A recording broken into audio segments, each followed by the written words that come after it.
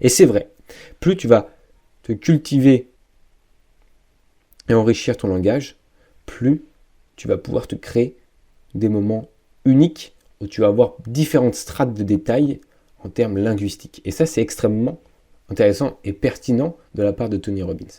Il y a du travail un petit peu à faire. Parce que si tu restes dans le langage commun, eh bien, tu vas vivre des expériences communes. Et même si tu fais un saut en parachute, tu vas le déterminer avec des mots communs. Tu vas déterminer avec des mots communs une expérience qui, au final, est extrêmement incroyable par rapport au commun des mortels.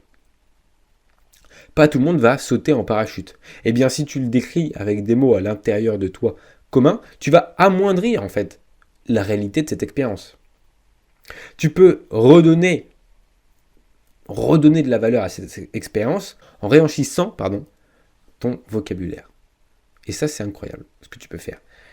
Une fois que tu comprends que le langage est extrêmement important, il faut que tu l'enrichisses, il faut que tu périclites sur des mots enrichissants et que tu ailles plus loin dans ta langue. Ou, si tu veux voir d'autres façons de penser, on dit souvent que quand on va aux États-Unis, on pense différemment. On pense différemment parce qu'on ne parle pas pareil déjà. Et oui, ça c'est extrêmement important. Le mot hustle n'est pas traduisable en français. Le mot hustle, c'est le fait de travailler dur, ardemment sur quelque chose pour atteindre tes objectifs. Et ça, c'est quelque chose que tu entends énormément dans le YouTube game anglophone, des mentorships.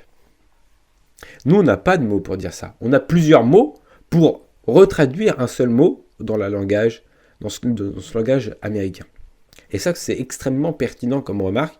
N'hésite pas à mettre ton plus beau j'aime, à en parler avec moi dans les commentaires, à t'abonner à ce TikTok, à me rejoindre sur mes formations à 10 € une fois et tu y as accès toute ta vie pour te développer personnellement sur nouveaumois.fr ou sur les liens en description de mon profil TikTok. A tout de suite, c'était Victor Brook.